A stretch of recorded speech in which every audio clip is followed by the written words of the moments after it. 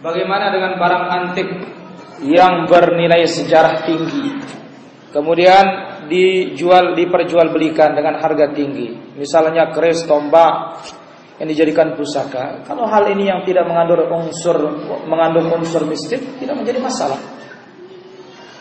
Mungkin karena lamanya, ya, karena atau alat yang bahan dasar, bahan baku dari barang ini jarang ditemukan. Ini sesuatu yang tidak menjadi masalah. Ya. Adapun kalau ada unsur mistiknya, ya, misalkan ya kerisnya empu gandrik, ya, dan semisalnya, ya, syirik itu tidak boleh.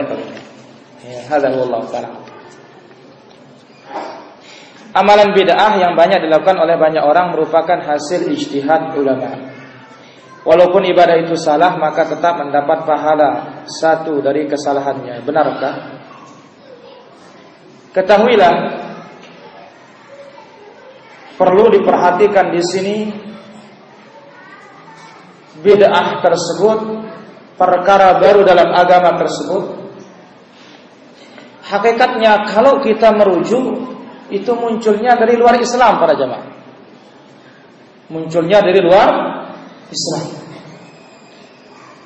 Maka yang benar di sini adalah seandai kata para ulama jatuh dalam melakukan bid'ah,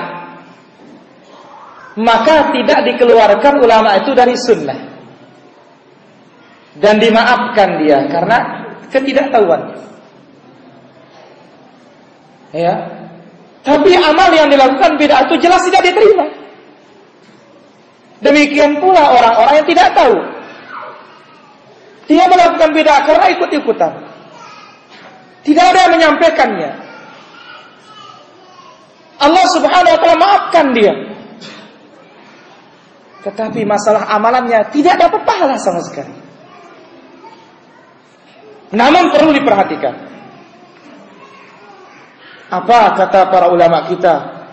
Kata Umar radhiyallahu anhu, salah seorang ulama salaf mengatakan, "Ma batada'a 'alimun qad."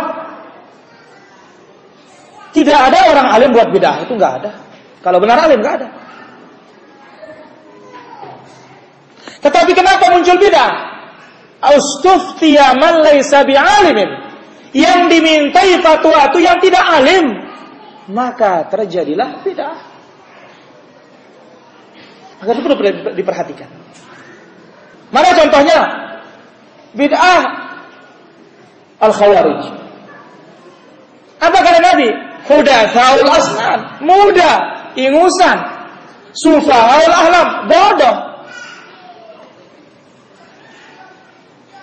Bagaimana Qadariyah? Telah muncul di tempat kami dalam Sahih Muslim, hadis pertama. Unasun, orang-orang yataqaffaruna al-ilm, belajar ilmu, hafal Quran.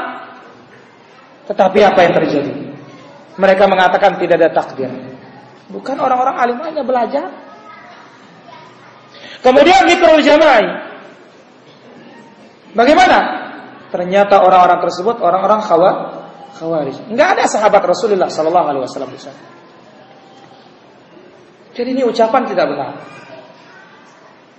Yang mengatakan bahwa bid'ah itu ijtihadnya para ulama. Tidak. Ya, bukan ijtihadnya para ulama. Ya. Kenapa? Tidak ada orang alim membuat bid'ah. Tapi karena yang salah tempat bertanya, akhirnya terjadilah bid'ah. Ini yang perlu diperhatikan. Kemudian seandainya kata orang